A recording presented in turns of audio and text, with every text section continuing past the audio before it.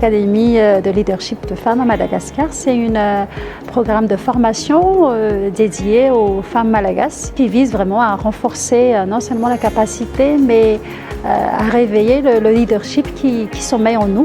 Donc c'est un programme de formation de 6 mois qui, depuis l'année dernière, a commencé avec la première promotion Régnal et dont je suis vraiment très fière de faire partie parce que c'est un programme vraiment très riche en partage, en outils, en échange et vraiment c'est un programme qui est très intéressant pour les femmes malagasy.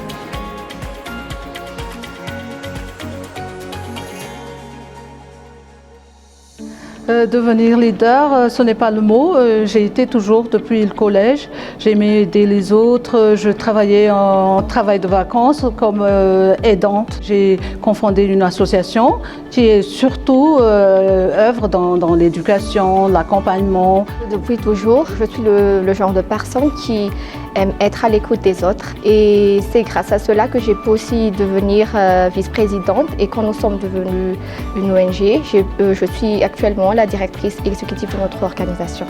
Comment je suis devenue leader? Je pense que le leadership, ce n'est pas une destination en soi, c'est un processus continu. Ça a commencé petit, mais c'est en train de continuer. Je suis juste à un stade où j'aimerais vraiment m'affirmer en tant que leader. Ça a été vraiment une très belle expérience au sein de Women Leadership Academy et c'est grâce à Women Leadership Academy que j'ai vraiment pu surpasser mes peurs et aussi que j'ai pu avoir confiance en moi. Cette expérience avec l'Académie a été une sorte de déclic pour moi, pour mon développement personnel et puis pour plus d'interaction vers les autres et ça m'a permis de me retrouver et de retrouver le dynamisme que j'avais avant. Ça m'a vraiment enrichi et ça m'a donné encore envie de me redécouvrir et puis de partager et d'inspirer plus. C'est un parcours que je recommande vraiment aux autres femmes malagasy.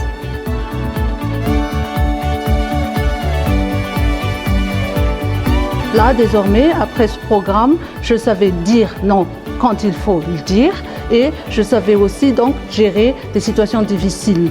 Me calmer quand je dois le faire, gérer un peu plus mon stress et puis m'affirmer dans des situations qui auparavant semblaient un peu difficiles à gérer.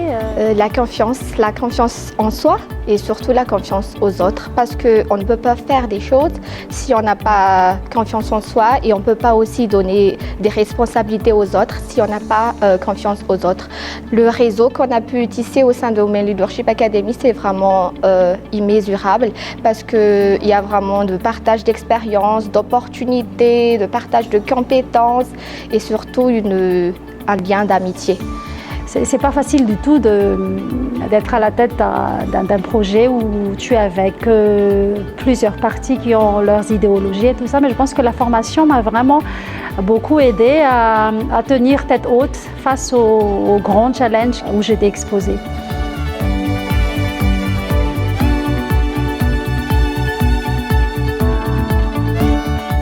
J'ai surtout appris sur diriger soi-même et diriger les autres. Actuellement, je porte une vision en moi, depuis après Women Leadership Academy, qu'on peut inspirer le changement, on peut faire quelque chose, que nous tous, chacun peut faire quelque chose pour développer notre communauté. L'outil sur la gestion des conflits, déjà, la gestion financière, chose que je ne savais pas du tout, mais un tout petit peu après cette expérience de l'Académie. Je trouve que j'évolue petit à petit dans ce sens, surtout dans ce qui concerne la gestion financière.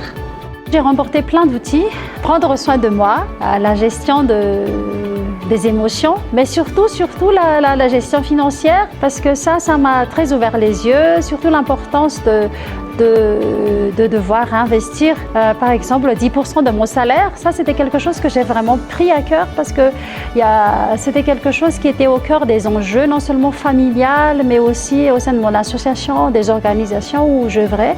Je pense que c'est un des outils qui m'a marqué parmi tant d'autres.